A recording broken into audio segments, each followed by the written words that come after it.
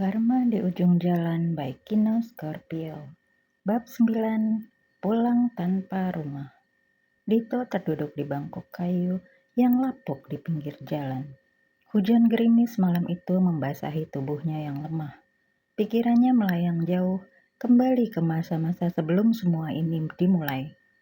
Sebelum ia bertemu Maya, sebelum ia meninggalkan Ayu dan Yudi, keluarganya yang pernah menjadi dunianya.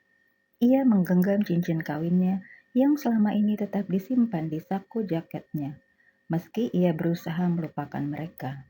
Namun, malam itu, rasa bersalah yang selama ini ia abaikan tiba-tiba menyeruak seperti ombak besar yang menghantam dirinya tanpa ampun. Apa yang sudah aku lakukan? Gumamnya pelan, suaranya hampir tertelan oleh derasnya hujan. Kilas balik. Ayu adalah wanita sederhana dengan senyum yang selalu membawa ketenangan. Yudi, anak mereka yang baru berusia 7 tahun, adalah pusat kebahagiaan mereka. Dito selalu berpikir bahwa keluarganya adalah anugerah terindah. Namun, entah bagaimana, semuanya berubah ketika ia bertemu Maya. Maya dengan pesonanya yang misterius membawa angin segar dalam hidup Dito yang kala itu terasa monoton. Ia merasa hidup kembali, merasa diinginkan, merasa dibutuhkan dengan cara yang berbeda. Ia tergoda, terlena, hingga akhirnya ia membuat keputusan yang meruntuhkan segalanya. Dito, apa ini benar? Kamu yang pergi dari kami? Suara Ayu yang bergetar masih terngiang jelas di telinganya. Malam itu, Yudi menangis di pelukan ibunya, sementara Dito hanya bisa memalingkan wajah. Aku butuh ruang, Ayu. Ini bukan tentang kalian, tapi tentang aku. Aku, aku butuh waktu untuk mencari kebahagiaanku sendiri. Jawabnya tanpa keberanian untuk menatap mata Ayu. Kebahagiaan, kami ini apa untukmu, Dito? Aku dan Yudi tidak cukup. Dito tidak menjawab. Ia hanya pergi meninggalkan Ayu yang menangis dan Yudi yang memanggilnya tanpa henti. Dito berdiri meski tubuhnya terasa berat. Ia tahu bahwa ia tidak bisa terus seperti ini. Ia ingin memperbaiki semuanya, meski ia tahu bahwa tidak ada yang bisa kembali seperti semula. Tapi ia ingin mencoba demi Ayu dan Yudi, demi keluarganya yang telah ia hianati. Ia melangkah pergi dari jalan itu, bertekad untuk pulang ke rumah yang dulu ia tinggalkan. Namun, setiap langkah terasa seperti duri yang menusuk hatinya. Bagaimana aku bisa menghadapi mereka setelah semua ini? Bagaimana jika mereka tidak mau melihatku lagi? Ketika Dito akhirnya tiba di depan rumah lamanya, ia tertegun. Rumah itu masih sama, tetapi ada sesuatu yang berbeda. Lampu di ruang tamu menyala dan ia melihat bayangan Ayu di balik tirai. Ia ingin mengetuk pintu tetapi tangannya gemetar. Di dalam rumah, Ayu sedang duduk di sofa dengan Yudi yang tertidur di pangkuannya. Ia menatap foto keluarga mereka di meja, foto yang diambil sebelum semuanya berubah. Meski hatinya masih sakit, ia berusaha kuat demi Yudi. Dito menahan napas, tangannya perlahan terangkat untuk mengetuk pintu. Namun, sebelum ia sempat melakukannya, pintu terbuka dan Ayu berdiri di depannya. Ayu terdiam, wajahnya sulit dibaca. Dito, suaranya pelan tetapi penuh dengan emosi yang tertahan. Dito menatapnya dengan mata yang penuh air mata. Ayu, aku, aku kembali. Aku tahu ini tidak pantas, tapi aku hanya ingin meminta maaf. Ayu menggeleng. Air mata mengalir di pipinya. Dito, kau meninggalkan kami. Kau menghancurkan kami.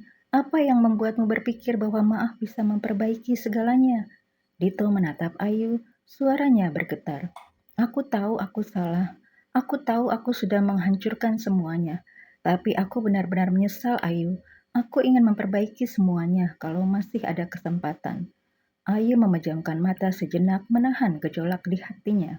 Di dalam dirinya ada keinginan untuk berteriak, meluapkan semua luka yang ia simpan selama ini. Namun ia tahu meluapkan emosi tidak akan mengubah apapun. Ayu menarik napas panjang sebelum menatap Dito dengan pandangan yang tegas. Kesempatan. Ayu mengulang kata itu, suaranya terdengar dingin. Kamu pikir aku belum cukup memberimu kesempatan, Dito? Selama ini aku selalu bertahan, selalu mencoba memahamimu, meski setiap malam kamu pulang dengan wajah masam, melemparkan amarahmu padaku tanpa alasan. Dan apa balasanku?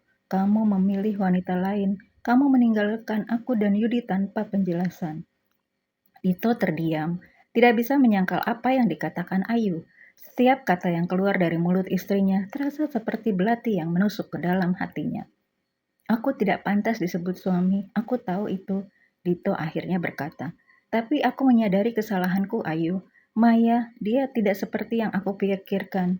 Aku salah memilih dan aku ingin kembali. Ayu menatap Dito dengan tatapan tajam. Oh, jadi sekarang setelah kamu menyadari Maya tidak seperti yang kamu pikirkan, kamu ingin kembali? Apa aku ini cadangan? Tempatmu pulang ketika segalanya tidak berjalan sesuai keinginanmu? Dito tidak tahu harus menjawab apa. Kata-kata Ayu menusuknya dalam-dalam. Ia tahu Ayu benar, tapi ia tidak bisa membiarkan semuanya berakhir seperti ini. Aku benar-benar bodoh, Ayu. Aku pikir hidup dengan Maya akan membahagiakanku. Dia membuatku merasa bebas, merasa seperti lelaki yang diinginkan. Tapi ternyata itu semua hanya ilusi. Aku kehilangan segalanya ketika aku meninggalkanmu. Kamu adalah satu-satunya yang selalu ada untukku dan aku menghancurkan itu, kata Dito dengan suara yang hampir berbisik. Ayu menggeleng, air matanya kembali mengalir. Kamu bosan denganku, Dito. Kamu bosan dengan rumah yang aku jaga, dengan makanan yang aku masak, dengan senyum yang aku paksakan meski hatiku hancur.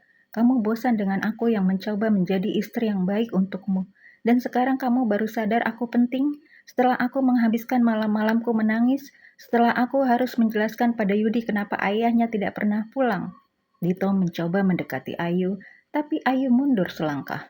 Jangan mendekat, Dito. Aku tidak butuh penyesalanmu. Aku tidak butuh kata maafmu. Hidupku jauh lebih baik tanpamu. Ayu, tolong, Dito memohon. Suaranya pecah. Tidak, Dito, potong Ayu tegas. Aku sudah terlalu banyak memberi.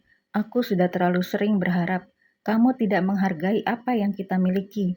Dan sekarang aku sadar, aku lebih baik tanpa kamu. Aku tidak perlu lagi hidup dalam bayang-bayang kemarahanmu. Aku tidak perlu lagi mendengar bentakanmu setiap kali kamu pulang kerja. Aku bebas, Dito. Aku tidak akan menyerahkan kebebasan itu lagi hanya untuk memberimu kesempatan kedua yang tidak pantas kamu dapatkan. Tito merasakan dadanya sesak. Kata-kata Ayu begitu tajam, tapi ia tahu semua itu benar. Ia telah kehilangan wanita yang selama ini mencintainya tanpa syarat. Ayu menutup pintu perlahan, meninggalkan Dito berdiri di depan rumah yang pernah menjadi tempat ia merasa paling dicintai. Namun kini, rumah itu bukan lagi miliknya. Itu adalah rumah Ayu dan Yudi, rumah yang lebih damai tanpa dirinya. Judulnya Karma di Ujung Jalan ya guys, penulis Kinoy Scorpio. Baca di KBM App kalau mau lengkap.